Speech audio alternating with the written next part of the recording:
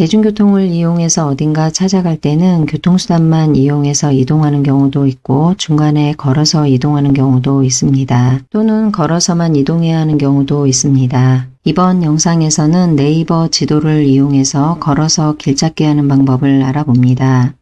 네이버 지도에서 도보 길찾기는 출발지와 도착지 간의 직선거리가 50km가 안 될 때만 실행할 수 있습니다. 네이버 지도를 터치합니다. 네이버 지도 화면이 열립니다. 오른쪽 상단으로 이동해서 길찾기를 터치합니다. 길찾기 화면으로 이동합니다. 상단에 출발지 입력과 도착지 입력이 있습니다. 각각 터치해서 출발지와 도착지를 입력합니다.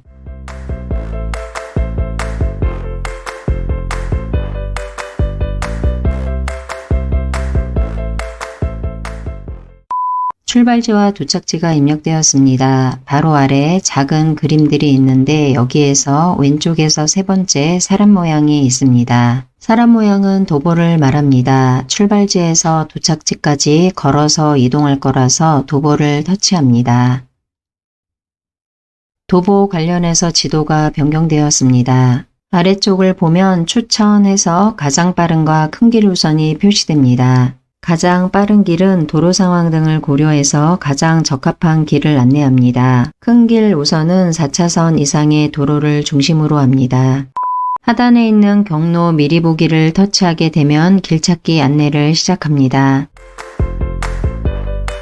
지도를 확대하게 되면 화살표나 계단 등 여러가지 기호를 화면에 표시할 수도 있습니다. 이렇게 표시된 기호나 이미지를 보면서 길을 찾아갈 수 있습니다.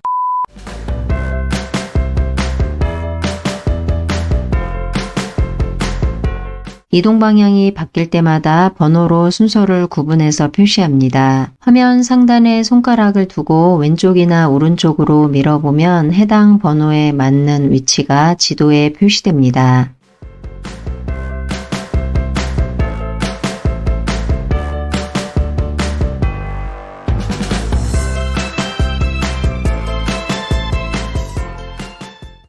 오른쪽 위에 있는 네모 이미지는 거리뷰를 말합니다. 여기를 터치하게 되면 거리뷰를 확대해서 볼 수 있습니다.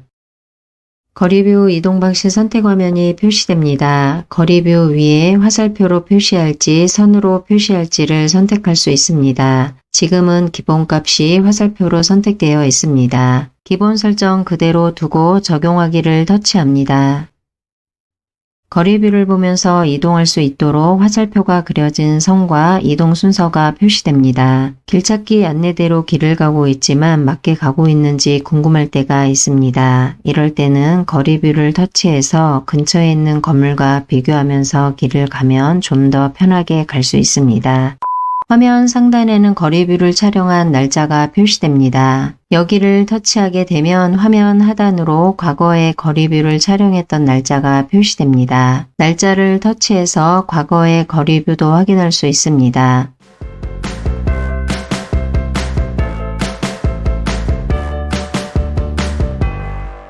과거에 거리뷰가 없는 장소인 경우에는 촬영 날짜를 선택할 수 있는 부분이 표시되지 않을 수도 있습니다. 화면 오른쪽 상단으로 이동해서 최신 보기를 터치하게 되면 최근에 촬영한 거리뷰를 확인할 수 있습니다.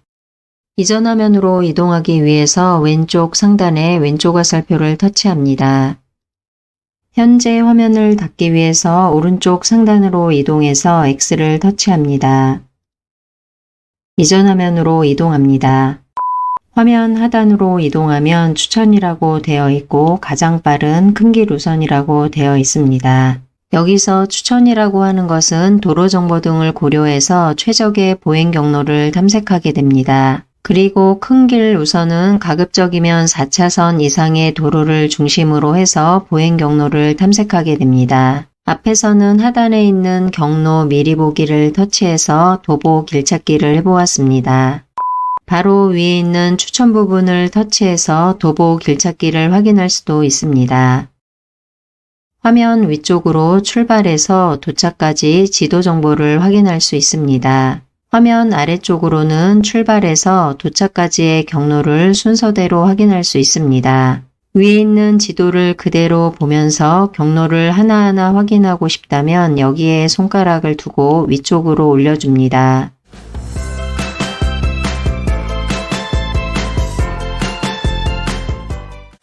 화면을 위쪽으로 올릴 때 경로마다 오른쪽에 사진이 있었습니다. 이 사진들은 각각 경로의 거리뷰를 말합니다. 걸어서 길을 가다가 지금 가고 있는 길이 맞는지 거리 사진으로 확인하고 싶다면 오른쪽에 있는 거리뷰를 터치하게 되면 거리 사진을 확인할 수 있습니다.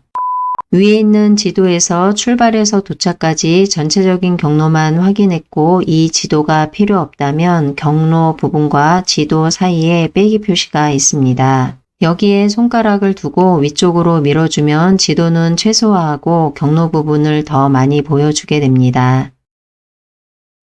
경로 부분만 좀 더 크게 확대되었습니다. 순서대로 길을 찾아가면서 혼동이 되는 경우에는 오른쪽에 거리뷰를 터치해서 확인하면 되겠습니다. 이전 화면으로 이동하기 위해서 왼쪽 상단에 왼쪽 화살표를 터치합니다.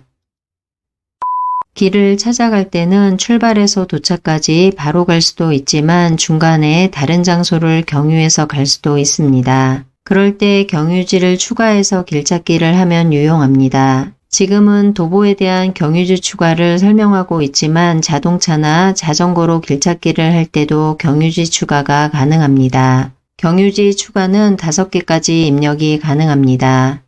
경유지를 입력하기 위해서는 도착지 입력 부분 오른쪽에 더하기를 터치합니다. 출발지와 도착지 중간 부분에 경유지 입력란이 생겼습니다. 여기를 터치해서 경유지를 검색합니다.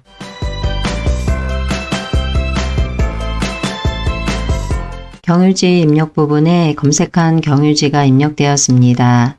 아래쪽에 지도를 보면 경유 1이라고 위치 모양이 표시됩니다.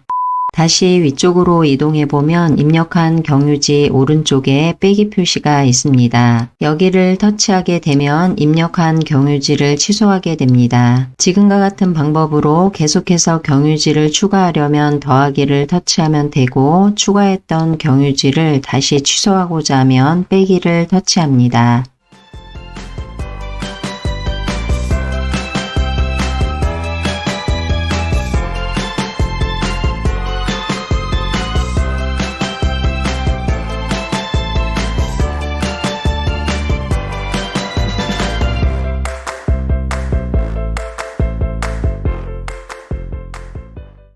경유지를 최대로 5개까지 입력할 수 있기 때문에 지금은 최대로 5개를 입력했습니다. 그래서 도착지 오른쪽을 보면 5개 이상 경유지를 추가할 수 없기 때문에 더하기가 표시되지 않습니다. 이렇게 설정한 상태로 길찾기를 진행하려면 확인을 터치합니다.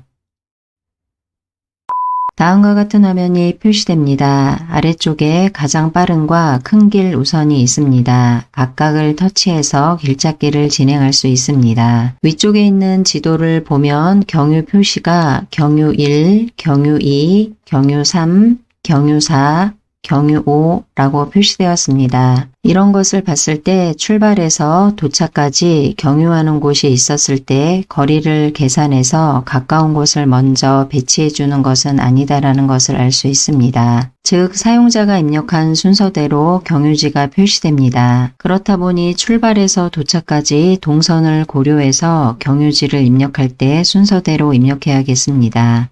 길찾기를 하거나 지도 위에서 지도를 움직이다 보면 실내 지도를 볼 수 있는 건물은 지도 화면에서 보라색 영역으로 표시됩니다. 지금 같은 화면에서는 보라색 영역이 이렇게 표시되고 있습니다. 화면에 손가락을 두고 확대를 하게 되면 실내의 모든 매장과 시설물의 위치를 자세하게 확인할 수 있습니다. 여러 층의 건물이라면 왼쪽에 층번호를 터치해서 각 층별로 실내를 탐색할 수도 있습니다.